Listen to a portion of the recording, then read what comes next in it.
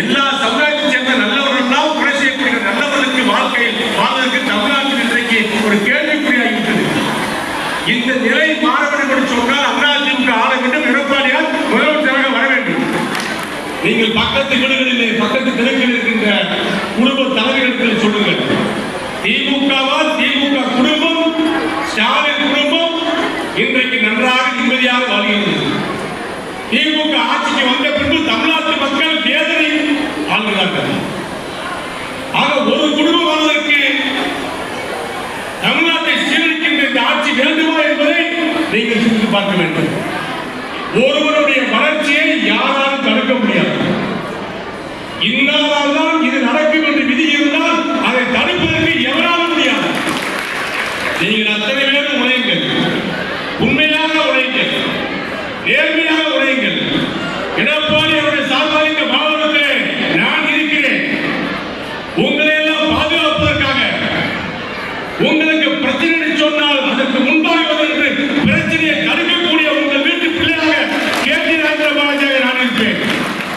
காலையில் குளித்து புத்தாடையை அணிவித்து பிள்ளைகளுக்கு டாட்டா காட்டி பள்ளிக்கூடத்துக்கு அனுப்பிட்டு பயறு சடையில் ஏறி வேலைக்கு செல்கின்ற நம்முடைய தாய்கள், நம் இன பெண்கள், நம் குல பெண்கள் திடீரென்று வெடிவிபத்தில் இறக்கிறார்கள். நினைத்து பார்த்திருப்பார்களா? பிறர் வாழ்வதற்காக, பிறர் சிரிப்பதற்காக, பிறர் சந்தோஷப்படுத்துவதற்காக பட்டாசு செய்கின்ற தொழிலாளர்கள் நம்முடைய சிவராசி பகுதி மக்கள். அவர்களுக்கு ஒரு பாதுகாப்பு வேண்டாதற்காக அம்மா அவர்களும் எடப்பாளர்களும் பட்டாசு பயிற்சி மையத்தை கொண்டுள்ளார்கள். அதில் பயிற்சி எடுத்தவர் போர் வேண்டாம், பட்டாசு தொழிற்சாலையிலே மருந்து நடக்க வேண்டும். இன்றைக்கு அவைகளெல்லாம் முடக்கப்பட்டிருக்கிறது. ஆகவே பட்டாசு பாதுகாக்க வேண்டும். தொழிலதிபர்கள் தொழில் நிம்மதியாக செய்ய வேண்டும். தொழிலாளர்கள் பாதுகாப்போடு என்ற உணர்வோடு செய்ய வேண்டும். எந்த நேரத்திலும் ரைடு, எப்போது ரைடு வருமோ என்று தெரியாமல் பதறி பதறி வேலை பார்த்தா எந்த வேலைதான் ஒழுங்காக நடக்கும். இதையெல்லாம் தடுக்க வேண்டும். வசூல் கேட்டு நடத்துகின்ற இந்த நிகழ்ச்சிகளை முற்றிலுமாக விருதுநகர் மாவட்டத்தில் சிவகாசி பகுதியில் ஒழிக்க வேண்டும் சொன்னால் அதிமுக ஆள வேண்டும், எடப்பாடியார் முதலமைச்சராக வர வேண்டும். மீண்டும் ஒருமுறை திமுக ஆட்சிக்கு வந்தால், மீண்டும் ஒருமுறை திமுகவை ஆளுகின்ற இடத்துக்கு வந்தால் தமிழ்நாட்டை ஆண்டவனாலும் காப்பாற்ற முடியாது. மகளிர்லாம் எதுவும் சாதிக்க முடியாது, எதுவுமே கிடையாது. விட்டு பேச விட்டோம்னா நம்மள பேசாம உட்கார்ந்து அந்த மாதிரி பேச ஆரம்பிச்சாங்க. மகளிர்கிட்ட ஏகப்பட்ட வீரம், உண்மையான பலசாலி யாருன்னு கேட்ட பெண்கள் தான். உண்மையான ஆண்களுக்கு கட்டுப்பட்டு பெண்கள் போய்க்கிறாங்க. அடிவேல ஒரு படத்தை பார்த்தீங்கன்னா கோவை செல்லவன் அவர் விடுங்க விடுங்க விடுங்க விடுங்க மாமா விடுங்கன்னு சொல்லி பாப்பா. இவன் கேட்கவே மாட்டான், கதவை வேற மூடிடுவான். வெளியே போட்டு காக்கா சொன்னாது முரட்டு போய் அடிச்சுக்கிட்டு இருக்கான். பாவம் பிள்ளை அவன் அடிச்சு கீழே விழுந்துருவான். எந்திரிச்ச உடனே தலைவாடியை வச்சுட்டு அடிப்பா பாரு அடி. ஐயோ ஐயோ காப்பாத்து காப்பாத்து ரெண்டாவது கத்துவான். அந்த மாதிரி பலம் பெண்களுக்கு இருக்கு. கண்டிப்புல வந்து 10 மணி நேரம் நிற்பாங்க, தோசிக்கிட்டு இருப்பாங்க, வீட்டுல பார்ப்பாங்க. அவங்களுக்கு கடுமையுமே பிடிக்காது. 1/2 மணி நேரம் வந்து ஈரத்தலிக்கிட்டு ஆம்பளைங்க தலைவலி வந்து இன்னைக்கு பாருங்க. பின்னில போய் வில்லியம், சுனிதா வில்லியம் பெண்ணு நம்முடைய இந்திய தேசத்தை சேர்ந்த மகள், இந்தியாவுடைய இந்திய வம்சாவளி மகள், அமெரிக்காவில் குஜராத் சேர்ந்த பெண். அவங்க அப்பா வந்து குஜராத், அங்க போய் கல்யாணம் முடிச்சு அங்க பிறந்த அந்த அம்மா அங்க இருக்கு.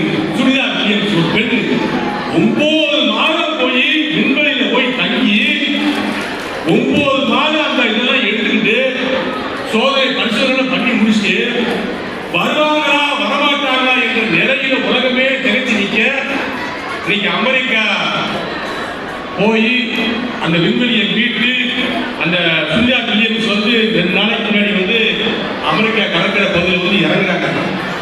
அப்ப என்ன பத்திரிகை மீடியாக்கள் என்ன செஞ்சிருக்கோம், அவங்களால 6 மாதத்துக்கு நடமாட முடியாது, 6 மாதத்துக்கு கையசைக்க முடியாதுன்னு சொல்றாங்க. இறங்கி வெளியே வரும் போதே கையெழுத்து வரக்கூடிய ஒரு வீராங்கனை சுனிதா வில்லியம். இந்திய பெண், உரம் விட இந்தியா பெண்களா. அந்த பெண் சுனிதா வில்லியம் வந்து அந்த விண்கலம் கடல்ல விழுந்தவரையும் மிகப்பெரிய கொதிகலனா இருக்கு. அந்த விண்கலம் சூடு, அதுல ஏறி அவங்களை வெளியே கொண்டு முயற்சி எடுத்தது எந்த ஆணும் கிடையாது. ஒரு பெண்ணு தைரியமாக மேல அந்த கொடி அவளை கொதிக்கிறதுல அவங்க ஏறி உள்ள போய் அதை திறந்து அந்த பெண்ணை வெளியெடுக்கிறதுக்கு அடித்தள போடுறாங்க. செஞ்சது ஆணு கிடையாது, பெண்ணு. அப்ப சாதனை அவர் யாரு? இன்னைக்கு உலகம் முழுக்க யார சொல்றாங்க? அதிர்ஷ்டசாலி, தெய்வ பெண், தைரியசாலி. உலகத்துடைய ஒட்டுமொத்த மக்களும் சொல்லக்கூடிய ஒரே வார்த்தை சுனிதா வில்லியம். சுனிதா வில்லியம் யாரு? ஒரு பெண். அப்ப பெண்களால் சாதிக்க முடியாது ஏதாவது இருக்கா? விண்வெளியில 9 மாசம் இருந்திருக்காங்க. நடக்கிற காரணமா 4 மாடி மேலே கிருகிரு போடுது. விண்வெளியில போய் அவங்க நாடு இருந்து வந்து இன்னைக்கு வந்து 6 மாதம் நடக்க முடியாது சொன்ன சுனிதா வில்லியம் 4 மணி நேரத்தில் வெளியே வரப்போதே கையை கட்டி வராங்க. 4 மணி நேரத்தில் வச்சு நிற்கிறாங்க. எதிர்த்து வணங்க போறாங்க. அந்த அளவுக்கு மன உறுதி, மன தைரியம் யாருக்கு இருக்குன்னு சொன்னா பெண்களுக்கு நிறைய இருக்கு. இன்னைக்கு பாருங்க, எந்த ஊர்ல எடுத்துக்க பெண் தெய்வத்துக்கு தான் அந்த ஊர்ல மிகப்பெரிய மரியாதை இருக்கு. அங்கதான் சக்தியே இருக்கு.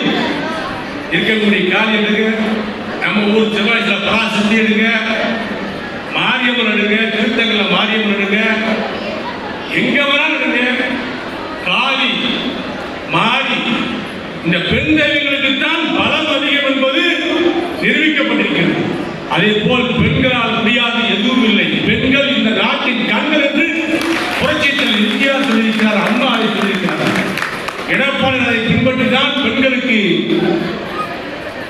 எங்களுடைய பூத் கமிட்டியில் கூட 3 பேர் பெண்கள் கட்டாயமா போடணும். பெண்கள் 3 பேர் கட்டாயமா போடணும். பெண்களுக்கு சம உரிமை கொடுக்க வேண்டும் என்ன உணர்வோடு செயல்படக்கூடியவர் எங்களுடைய புதுச்சேரி எடப்பாடியார். ஆக வந்திருக்கின்ற மகளிர்கள் நேரமாகிவிட்டது. அத்தனை பேரும் சாப்பிட வேண்டும், நீங்கள் வீட்டுக்கு செல்ல வேண்டும். உங்கள் அத்தனை பேர்களுக்கு நன்றி உள்ள வணக்கத்தை சொல்லி சர்வதேச மகளிர் தின வாழ்த்துக்களை சொல்லி புரட்சித்தின் அம்மாவுடைய பிறந்தநாள் வாழ்த்துக்களை சொல்லி வெற்றி பெறுவோம், எடப்பாடியை முதலமைச்சராக்குவோம். இந்த திருட்டு திமுகவை,